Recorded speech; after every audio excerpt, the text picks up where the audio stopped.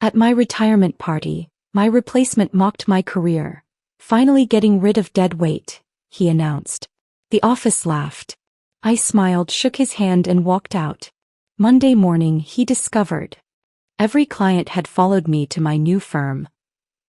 The conference room erupted in laughter when Eric called me dead weight at my own retirement party, and I stood there memorizing every single face that found it funny, knowing they'd all be getting a very special email from me on Monday morning.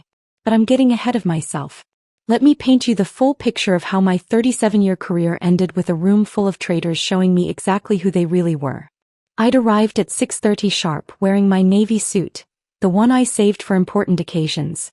The conference room had been transformed with silver balloons and a banner that read, "Happy Retirement Margaret," in glittery letters. Someone had ordered a sheet cake from Costco with my face printed on it, though the photo was from at least 10 years ago when my hair was still more brown than gray. Eric was already there, holding court near the windows with a group of younger employees. He'd been my replacement for exactly 2 weeks, shadowing me, pretending to take notes while mostly just smirking at my methods. 31 years old with an MBA from Wharton that his daddy paid for, and he looked at my client files like they were relics from ancient Egypt. "Margaret," he'd called out when I walked in, voice dripping with fake warmth. "The woman of the hour. We were just discussing your legendary filing system." The group around him tittered. Jennifer from marketing, who I'd personally recommended for promotion last year, actually rolled her eyes. "Still works just fine," I said, accepting a glass of warm champagne from a passing waiter. "Oh, I'm sure it did. For its time." Eric straightened his tie, a gaudy pink thing that probably cost more than most people's car payments. "But don't worry, I've already got the team scheduled for a complete digital overhaul next week. We'll drag this place into the 21st century." More people filed in over the next 20 minutes. The entire accounting department, most of sales, all the executive assistants. Even the partners made an appearance, though they stayed clustered near the door like they had somewhere more important to be. I made small talk, accepted their lukewarm congratulations, pretended not to notice how many of them checked their phones while I was mid-sentence. Then Robert arrived. My husband of 32 years walked in at 6:50, late as usual, wearing the blue shirt I'd ironed for him that morning. But he didn't come to me. Didn't even look for me.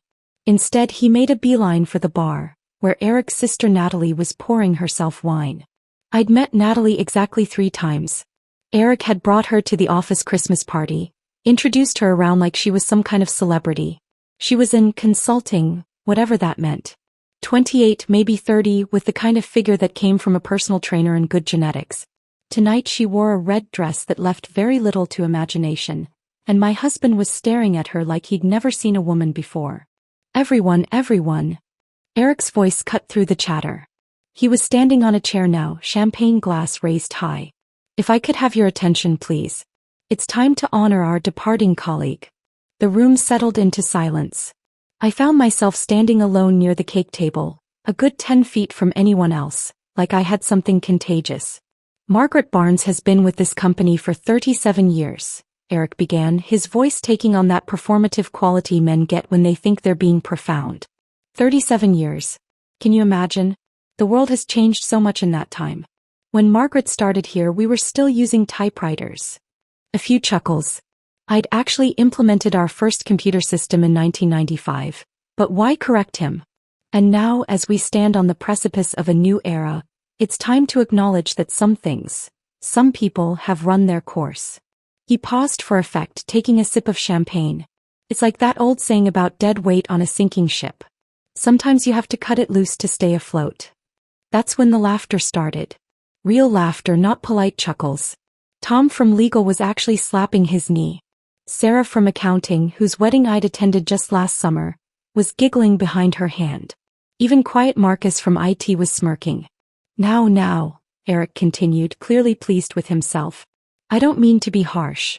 Margaret has been adequate, consistent, reliable in that way that old machinery is reliable. It works, but you're always waiting for it to break down completely. More laughter. Louder this time. I looked toward Robert, hoping for at least a show of spousal support, but he was leaning close to Natalie, whispering something in her ear.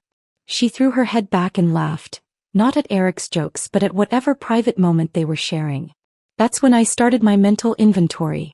Jennifer, who I'd covered for during her maternity leave complications. Laughing. David, whose gambling problem I'd kept from HR. Chuckling and nodding. Monica, who'd cried in my office through her entire divorce proceedings, raising her glass in agreement. Karen, whose son I'd tutored through his college applications, practically in tears from laughing so hard. Every single face I catalogued. Every expression, every smirk, every person who thought this was appropriate. Because I knew something they didn't. I knew about the folder on my home computer labeled insurance. I knew about the emails I'd been blind copying to my personal account for 3 years. I knew about the client list I'd built from nothing, clients who called my cell phone directly, who sent Christmas cards to my home address. So let's raise our glasses, Eric was saying, to Margaret Barnes. May her retirement be as peaceful and uneventful as her career has been predictable. And may the rest of us finally be free to soar without dead weight holding us down. The room erupted. That's the only word for it. Like I'd been the villain in their story all along and they were finally free. 37 years reduced to a punchline, and every person I'd mentored, supported, and protected was applauding my humiliation. I smiled, raised my glass, even took a sip. Then I walked straight to Eric, extended my hand, and shook his firmly while looking him dead in the eye. Enjoy the clients, I said quietly, just for him to hear. All 3 days of them. His confused expression was almost worth the entire evening. Almost. I left the party through the parking garage, my heels echoing against concrete, and drove home in complete silence. No radio, no phone calls, just me and the knowledge that everything had been orchestrated. But what Eric and the others didn't know was that I'd already had 2 weeks to prepare for this moment. It started with a leaky pipe under the bathroom sink. 2 weeks before that disaster of a retirement party, I'd been home on a Tuesday afternoon. A rare occurrence since I usually worked through lunch. The plumber needed access to the shut-off valve in Robert's home office, hidden behind his filing cabinet. Mind giving me a hand moving this? The plumber had asked, and together we'd shifted the heavy wooden cabinet away from the wall. That's when several papers fell from behind it, probably slipped through the gap between the drawer and the cabinet frame. Tax returns from 3 years ago, some old warranty papers, and a cream-colored envelope with no address, just "R" written on the front in purple ink. The plumber was already under the sink, banging around with his tools. I almost put the envelope back, almost filed it away with the other scattered papers. But something about that purple ink made me pause. Robert didn't know anyone who wrote in purple ink. Except I'd seen that exact shade before, on the Christmas card Eric's sister had signed at the office party. I unfolded the letter in my own kitchen, standing by the window where the afternoon light was strongest. My darling R, it began, and my coffee mug was suddenly too heavy to hold. Last weekend was everything I dreamed it would be. The hotel in Burlington, watching the sunrise from our balcony, the way you looked at me over dinner. I can't stop replaying every moment. I know we agreed to be careful, especially with Margaret's retirement coming up, but I can't help counting the days until we can stop pretending. The handwriting was loopy, feminine, young. Each word felt like evidence in a case I didn't know I'd been building. Eric says the transition will be smooth once she's gone. He's already got the partners convinced that fresh leadership is exactly what the company needs. And then you and I won't have to hide anymore. No more separate cars to the same restaurants, no more lying about golf trips, no more deleted texts and hidden credit card statements. Golf trips. Robert had taken up golf 2 years ago, claiming it was for networking. Bought all new clubs, those ridiculous plaid pants, even took lessons every Saturday morning.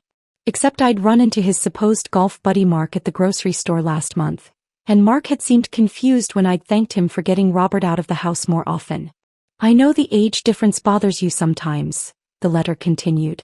But 20 years means nothing when souls connect the way ours do. Margaret never appreciated what she had. You deserve someone who sees your passion, your vitality, someone who makes you feel alive instead of like another piece of furniture in that museum she calls a home. Museum. I looked around my kitchen with its carefully chosen copper pots, the kitchen table I'd refinished myself, the walls covered with 30 years of family photos. When had my life become something to mock? Eric thinks we should wait until after the retirement party to make things official. He says it would be cleaner that way, less drama for the company. But I see the way you have to sit across from her at dinner, pretending everything's normal, and it breaks my heart. Just a few more weeks, my love. Then we can start our real life together. There was more. Details about their meeting spots.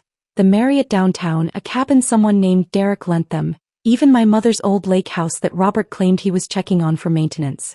She mentioned the watch I'd given him for our 30th anniversary, how he'd told her it was from a client.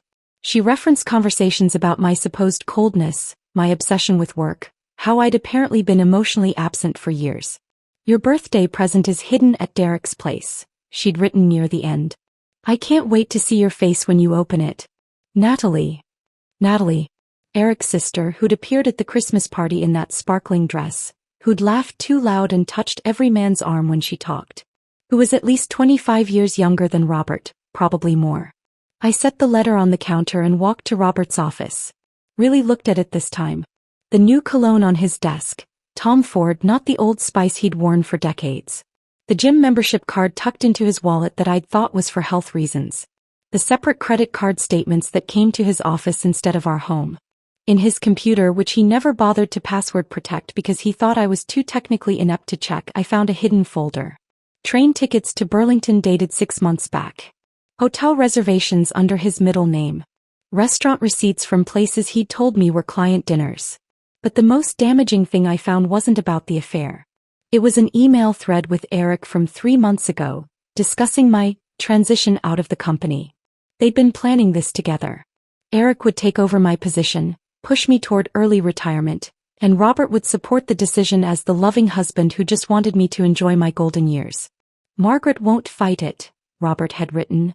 She's too proud to admit she's being pushed out. She'll take the retirement package and go quietly. I printed everything. The letter, the emails, the receipts, the hotel confirmations. Then I scanned it all into a private cloud folder I created with a new email address Robert didn't know about. The physical copies went into a safety deposit box at a bank across town. That evening, when Robert came home late again, smelling like that expensive cologne and someone else's perfume, I served his favorite dinner. Pot roast with those little potatoes he loved. We ate in comfortable silence while he scrolled through his phone, occasionally smiling at something on the screen. How was golf? I asked. Great, he said without looking up. Really improving my swing. I nodded, cleared the plates, and kissed him on the forehead like I'd done for 32 years. He didn't even pause his scrolling. That night, lying next to him while he snored, I started planning. Not the emotional breakdown they'd expect. Not the bitter divorce that would give them something to gossip about. Something much more elegant. Something that would make that retirement party look like child's play. The house was empty when I got home from the retirement party. Robert had texted that he was grabbing drinks with the guys from work. A lie so lazy he didn't even bother making it believable anymore. I poured myself a glass of the good wine, the Chateau Margaux we'd been saving for our anniversary, and settled into my home office. My laptop's screen glowed in the darkness. It was 8:43 on a Friday night and I had work to do. First, I pulled up my client database. Not the company's official one, but my personal spreadsheet I'd maintained for 20 years. 312 names. Direct phone numbers, personal email addresses, their spouses' names, their kids' birthdays, their favorite restaurants. Information you don't find in corporate CRM systems. I started with Harold Pemberton, CEO of Pemberton Industries, our biggest account worth $42 million annually. Harold had been my first major client back in 1993. I'd saved his company from bankruptcy twice, talked him through his son's overdose, even helped arrange his daughter's wedding when her planner quit last minute. Dear Harold, I typed then deleted it. Too formal. Started again. Harold. As I transition into retirement, I wanted to personally thank you for 28 years of partnership and trust. Your faith in me, especially during the difficult restructuring in 2008, meant more than you know. I'm copying Eric Patterson, my replacement, and the senior partners to ensure a smooth transition of your account. Eric has assured me he has innovative ideas for your portfolio. On a personal note, I came across this letter while cleaning out my files. It seems to have been misfiled with your contract documents. Perhaps it belongs to someone in your organization? I thought it best to return it discreetly. Warmest regards, Margaret. I attached the scanned love letter between Natalie and Robert, making sure the purple ink showed clearly, her signature visible at the bottom. Harold's wife, Diane, served on 3 charity boards with me. She was also known for her legendary gossip network and her particular hatred of infidelity. Her first husband had cheated with his secretary. By tomorrow afternoon she'd have examined that letter like a forensic scientist. The second email went to Barbara Chin, who ran the Chin Foundation. Barbara's account was worth $18 million annually, and she specifically requested me for all negotiations because, as she put it, "I don't trust men in suits who can't look me in the eye." Barbara, 30 years of watching you build an empire from a single restaurant has been the privilege of my career. Thank you for trusting me with your vision. I'm including Eric and the partners here to facilitate your transition. Eric mentioned he's eager to modernize your approach. I'm sure you'll find his ideas interesting. I found this letter mixed in with your foundation paperwork. The handwriting looks feminine, so perhaps it belongs to someone on your staff? With gratitude, Margaret. Barbara's assistant was dating someone in accounting. That letter would be photographed and shared before noon tomorrow. Email after email, I crafted each one specifically. For James Morrison, whose son worked in our IT department, I mentioned how proud he must be of his boy's promotion prospects under Eric's leadership, knowing James would call his son immediately to ask what I meant. For Sandra Williams, whose husband was Robert's supposed golf buddy, I wrote, "Please tell Martin that Robert won't be able to make their usual Saturday game anymore. He mentioned having new weekend commitments." Each email was a small bomb, designed to detonate at different times throughout Monday morning. At midnight, Robert still wasn't home. I made myself a sandwich turkey with that grainy mustard he hated and kept working. The partners got special treatment. 5 of them, all men who'd been at the firm for at least 15 years. Men who'd watched me build the client base that paid for their summer homes and their wives' shopping sprees. Gentlemen, after tonight's memorable send-off, I wanted to ensure all client relationships remain properly documented during the transition. I've copied you on personalized notes to each of my accounts. I also discovered this correspondence that appears to involve personnel at the firm. As it was found in client files, I thought it prudent to share it with leadership for appropriate handling. Regards, Margaret Barnes. For them, I didn't pretend it was accidental. They'd know exactly what I was doing, but they'd also have to deal with the fallout when clients started asking questions. By 3 in the morning, I'd sent 97 emails. My eyes burned, but I wasn't tired. If anything, I felt more awake than I had in years. The phone rang at 3:15. Harold Pemberton. "Margaret, I'm sorry to call so late, but I just saw your email. This letter, is this about Robert?" "I wouldn't know, Harold. I simply found it in my files." He was quiet for a moment. "Diane's going to have a field day with this. You know how she is about these things." "I'm sure I don't know what you mean." "Right. Of course. Margaret, about this Eric fellow, he called me last week. Seemed to think he'd be handling my account differently. Something about diversifying into cryptocurrency. That sounds innovative." "It sounds like bull. Listen, do you have a minute to talk about your plans? Your real plans?" I smiled in the darkness. "What makes you think I have plans?" "Because I've known you for almost 30 years, and you don't send emails at 3 in the morning with accidentally attached love letters unless you're playing chess while everyone else is playing checkers." "I'm starting a consulting firm," I admitted. "Barnes Advisory Services.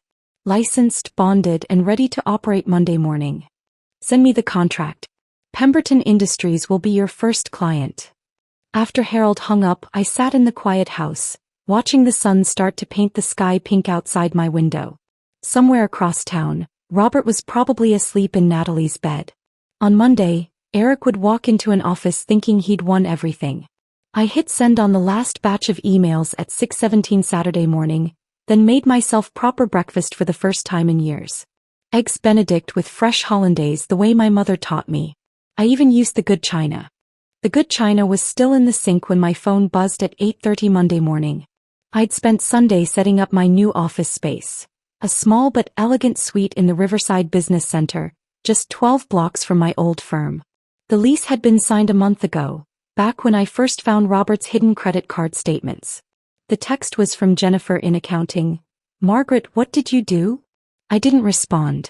Instead, I straightened my new business cards on the glass desk and opened my laptop to watch the disaster unfold through the company's internal chat system. They'd forgotten to revoke my access over the weekend. 8:45. Emergency meeting in conference room A. All senior staff. 8:50. Has anyone seen Eric? He's not answering his phone. 8:52. Legal needs all client files immediately. 9:05. Do not answer any client calls until further notice. At 9:15 my new office phone rang. The caller ID showed Davidson Industries. Margaret Barnes Advisory, I answered, practicing the name that would replace 37 years of someone else's letterhead. Margaret? Thank God. It was James Davidson himself, breathing hard like he'd been running. I need to know right now, is that letter about Natalie Patterson? James Davidson. 62 years old, built his company from nothing, went through a vicious divorce 8 years ago when his first wife cheated with his business partner. I'd handled his account through the whole mess, kept his contracts intact when his world was falling apart. I couldn't say James. I simply found it misfiled. Cut the act, Margaret. Natalie Patterson is my son's fiancée. They're supposed to get married in June. My boy showed me the letter an hour ago. He's destroyed. My coffee cup paused halfway to my lips. I hadn't known about the engagement. This was an unexpected twist but not an unwelcome one. I'm very sorry to hear that, James. Sorry? You just saved my son from marrying a... Never mind. Listen, I'm pulling everything from your old firm. 23 million in contracts. Where do I send them? I gave him my new office address and he hung up without saying goodbye. The Davidson account alone would keep my new firm running for 2 years. 9:32 Sarah from HR burst into the company chat. Client exodus emergency. Pemberton pulling out. Chin Foundation requesting contract termination. Morrison Group threatening legal action. 9:35. Eric just ran out of the building. Literally ran. 9:40. Partners meeting with damage control team now. My phone buzzed with another text, this one from Barbara Chin herself. Your timing is impeccable as always. Diane Pemberton called me at 7 this morning. Did you know Natalie was also sleeping with Richard Stromberg? Richard Stromberg. Another one of the partners.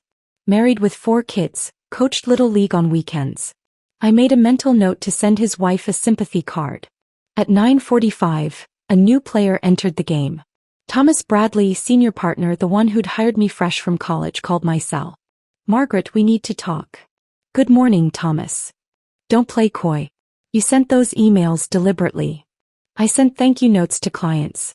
If personal correspondence was accidentally attached, well, these things happen when one is cleaning out decades of files. He laughed, but it sounded like breaking glass. You know what this is doing to us? I imagine Eric's innovative leadership will sort it all out. Eric's gone. Didn't even clean out his desk. And Robert. Did you know Robert was our contact for the Morrison Group? I did know. Robert had wined and dined James Morrison for years, taking credit for the relationship I'd actually built. How unfortunate, I said. James Morrison is demanding we fire Robert immediately or he'll sue for breach of fiduciary duty. Claims Robert was using company resources to conduct an affair that's destroyed his family. His son found out his girlfriend was sleeping with Robert. Can you imagine? Which girlfriend would that be? I asked innocently. Don't. Just don't. Margaret, what do you want? I wanted a respectful retirement party. That ship has sailed. We can fix this. Come back. Name your terms. Through my new office window, I could see the old firm's building in the distance. Somewhere in there, people who'd laughed at my humiliation were now scrambling to save their jobs. Thomas, do you remember what Eric called me? Dead weight. Silence. Funny thing about dead weight, I continued. Remove it too quickly and the whole ship capsizes. 10:15 brought another wave of texts. The Morrison Group had officially terminated. Barbara Chen's foundation was gone. 3 smaller accounts had pulled out citing ethical concerns. The partners had called an emergency board meeting. At 10:45 Robert finally called. I let it go to voicemail. Margaret, I don't know what you think you're doing, but this is illegal. You can't steal clients. I'll sue you for everything. You vindictive. The message cut off at the time limit. 1100 hours, my new office door opened. Harold Pemberton walked in carrying a bottle of champagne and a bouquet of flowers. Thought we should celebrate properly, he said, setting them on my desk. Diane sends her regards. She's currently having lunch with 6 of her board friends. That letter is apparently the most exciting thing to happen to their social circle in years. I don't know what you mean. Of course not. By the way, Did you know Eric Patterson's family is in pharmaceutical distribution? Is that so? Diane's brother runs the licensing board. Apparently, there are suddenly questions about some irregularities in their permits. We sat in comfortable silence for a moment, watching the city through my window. How many clients have you pulled? He asked. Officially, I haven't pulled anyone. They're coming voluntarily. 17 confirmed transfers as of 11 this morning. And unofficially? Robert's about to discover that his mistress has been sleeping with half the partnership. My old firm is going to lose approximately 60% of its revenue, and Eric Patterson is probably halfway to Mexico by now. Harold raised his coffee cup in a toast. To dead weight. To knowing exactly how much weight keeps the ship balanced. At 11:45, 15 minutes before noon, Thomas Bradley called again. The board wants to sue you for corporate theft. Let them try. Every client relationship was personal, built over decades. You can't steal what was already yours. This isn't over, Margaret. No, Thomas, I said into the phone, watching Harold pour champagne into 2 coffee mugs. It's very much over. I hung up and turned off my cell. The old firm could threaten all they wanted. We both knew they had no case. Every client relationship I'd built was personal, cultivated over decades of birthday cards, hospital visits, and midnight crisis calls that went far beyond any corporate contract. Harold left after an hour, but not before his assistant called to officially transfer $42 million in annual contracts to Barnes Advisory Services. By 2 o'clock that first Monday, I'd hired a temporary receptionist and an IT specialist to set up proper systems. By 4, I was interviewing accountants. The irony wasn't lost on me that I was building something new at 62, when most people my age were buying retirement community brochures. But then again, most people hadn't been called dead weight in front of everyone they'd mentored. Tuesday brought Robert to my new office door. He looked terrible, unshaven, wearing the same clothes from yesterday, his expensive cologne replaced by the stale smell of desperation. We need to talk, he said, pushing past my receptionist. You have 3 minutes, I told him, not looking up from my computer. You destroyed my life. No, Robert. You destroyed your life. I just made sure everyone knew about it.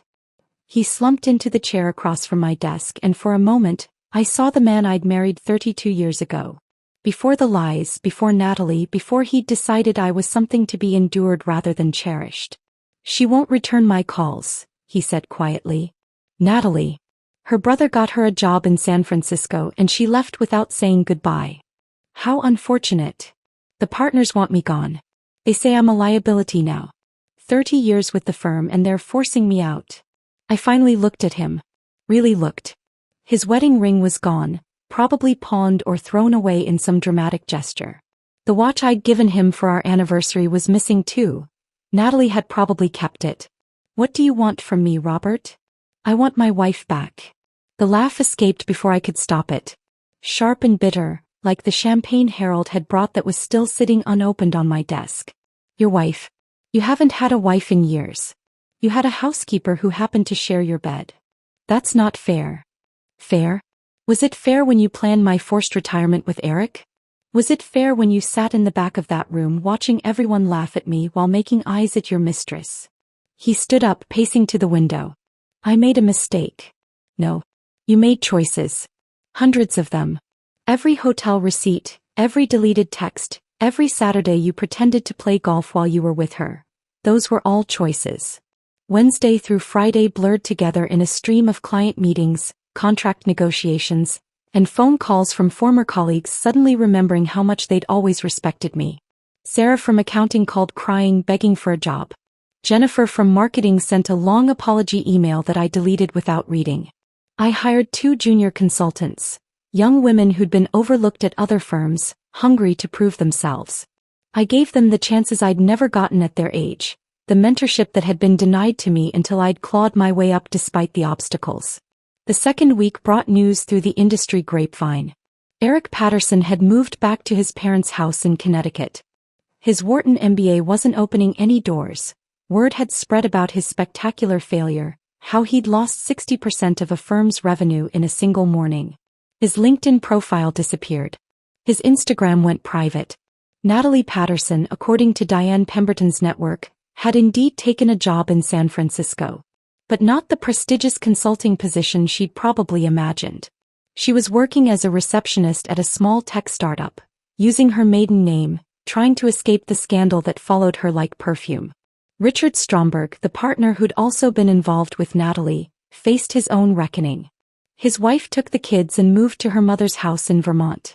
The divorce papers cited the email I'd sent. Apparently his wife's lawyer had subpoenaed it as evidence of infidelity. 3 weeks in, I was working late on a Thursday when movement in the parking lot caught my eye. Eric's car, that ridiculous red sports car he'd driven to my retirement party, was idling near the building entrance. He sat behind the wheel staring up at my office window. I walked to the window and stood there, silhouetted by my desk lamp, making sure he could see me. We stayed like that for maybe 5 minutes, him looking up, me looking down. Then he drove away and I knew he finally understood. The dead weight he'd mocked hadn't been holding the company down. It had been holding it up. By the 4th week my calendar was completely full. Barnes Advisory Services had 18 clients and was turning away business. I'd hired 6 employees, all women over 40 who'd been passed over for promotions at their previous jobs. We took over the entire 3rd floor of the Riverside Business Center. The old firm sent a formal cease and desist letter, which my lawyer laughed at over lunch. "They have nothing," she said. "You could countersue for defamation based on that retirement party alone." Several witnesses would testify about the hostile work environment. I chose not to sue. The best revenge wasn't legal action, it was success. 6 weeks after that disastrous party, I ran into Robert at the coffee shop near what used to be our house. He was buying the cheap coffee now, not the fancy latte he used to order. His suit was the same one he'd worn to my party, but wrinkled now like he'd been sleeping in his car. "Margaret," he said, his voice hopeful. I walked past him to the counter, ordered my usual and waited while they made it. He stood there the whole time, shifting his weight like a teenager waiting to ask someone to prom. "I heard you're doing well," he finally said.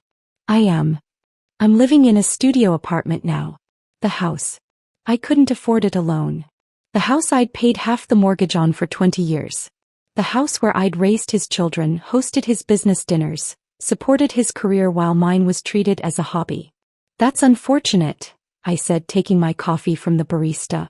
As I walked toward the door, he called out, "Do you ever think about us?" I stopped, turned, and really looked at him one last time. "No, Robert. I don't." The grocery store encounter with Eric came 3 months later. I was picking out avocados when I saw him buy the frozen foods, wearing a baseball cap pulled low like some kind of disguise. He saw me, froze, then tried to duck down another aisle. But I wasn't going to let him run. Not this time. I wheeled my cart right up to him, smiled the same professional smile I'd worn at my retirement party, and said, "Eric, how nice to see you." He mumbled something incoherent, eyes darting everywhere but my face. "I heard you're looking for work," I continued. "Best of luck with that." Then I walked away, leaving him standing there with his frozen dinners and his shattered ego, finally understanding that sometimes the dead weight you cut loose was the only thing keeping your ship from sinking into the dark water below. If Margaret's journey of turning humiliation into triumph touched your heart, please hit that like button and subscribe for more stories of resilience and sweet revenge. Which moment made you smile the most? Was it when the clients followed her, or when Eric finally realized his mistake? Share your favorite part in the comments below. Your support means everything, and remember, sometimes the best revenge is simply becoming everything they said you couldn't be.